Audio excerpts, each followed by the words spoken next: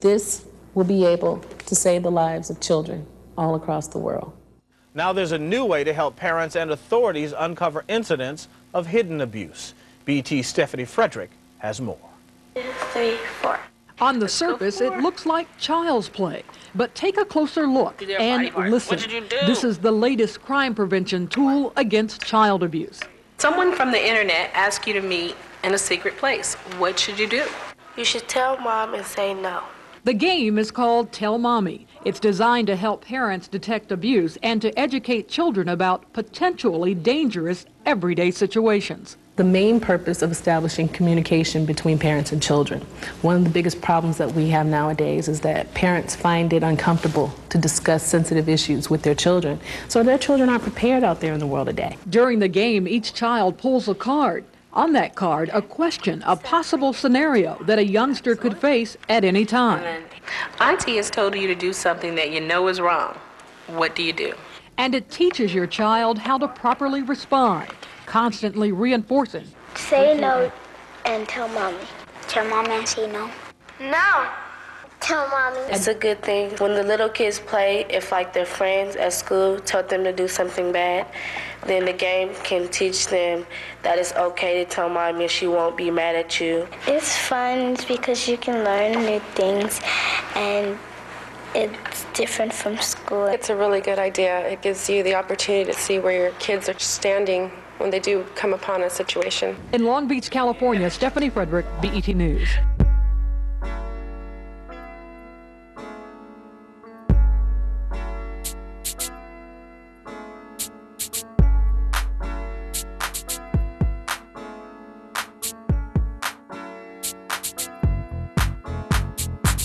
In this classic 1928 Long Beach, California building is a woman who saw an area in the field of marketing research that hadn't yet been explored.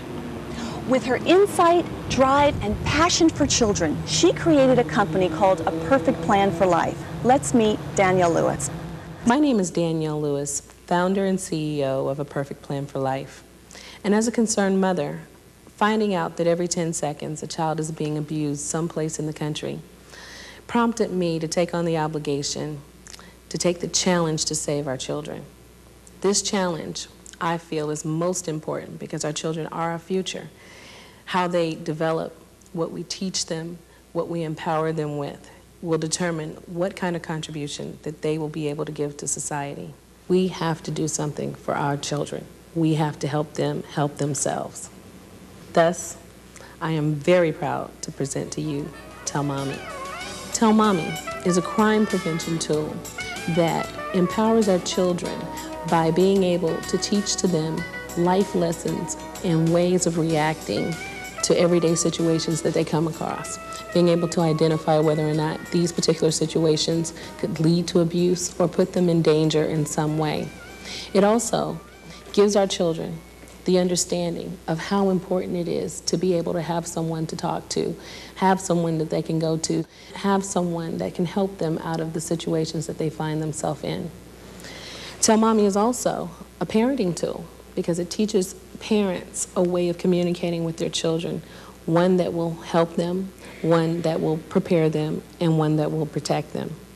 It's important for us as parents to be able to get the message across. We have so very little time to do it.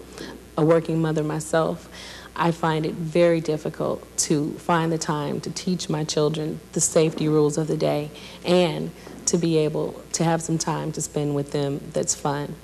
And what we've done is we have created Tell Mommy as a way of bringing the family back together, a way of showing our children that it can be fun to be taught as well. To play the game, the object is to be the first to completely go around the board while dodging penalties and collecting rewards by answering question cards correctly. The winner obtains a reward ticket of choice, which leads us to the contents of the game. It comes with a pack of 25 question cards to be used with the facilitator of the game. In preparing to play the game, you need to put your child in the mindset that there are no right or wrong answers, that all the discussion that takes place during the play of the game is for fun purposes only. You need to make sure that your child understands that it's most important to be able to feel like they can tell the truth during playing the game. That's why the game starts with what we call the pledge of truth. The pledge is taken by your child to encourage him or her to be truthful with your answers. You may wish to explain the importance of being truthful before having your child take the pledge. Once you've established your child's desire to play the game, remember to reinforce his or her choice of correct answers. You can accomplish this by making such statements as, "I'm glad you want to tell me. It makes me feel happy to know that you will tell me." Emphasize the correct answers and explain the wrong answers so that your child can learn the proper response in order to avoid potentially dangerous experiences. Try to play the game at least once a week with your child to improve communication and knowledge. Tell Mommy is a family game that can be played with children ages 4 to 12 years old, and it requires the assistance of an adult or someone in a supervisory capacity. It gives the parents an opportunity to engage in conversation, comfortable conversation with their children about issues, sensitive issues such as child abuse. It gives parents an indicator if there is suspected abuse to be able to pick up on tips that help them. Each of the 24 squares represents a person who frequently is in contact with young children. The 25 answer question cards consist of true or false questions, it's okay questions, and tell mommy questions, as well as 5 blank cards are included so that you can write your own questions. There's been a deliberate construction of more tell mommy questions so that the game can become accustomed to sharing information with the parent, which is definitely the message here. We want the children to be able to communicate with their parents. The scorecards contain 24 character names that appear on the playboard. It's recommended that you play 4 sessions of the Tell Mommy game to determine if there is a pattern to the child's responses. If one character is selected consistently, it may indicate a problem. It also could mean, however, that the child just happens to like that particular character. So further inquiry should be made to determine whether any sexual abuse has occurred. When your child suggests playing Tell Mommy, stop and play the game. It may be his or her way of telling you that there's a problem. Should the child's responses suggest the possibility of sexual abuse, do not become hysterical. Keep in mind, if you're taping, you can reference the tape to be sure that there's something to be suspicious of. Temper your reactions and complete the game. Then play the game again to determine if you have the same results. Try not to convey to your child your alarm with the discovered information.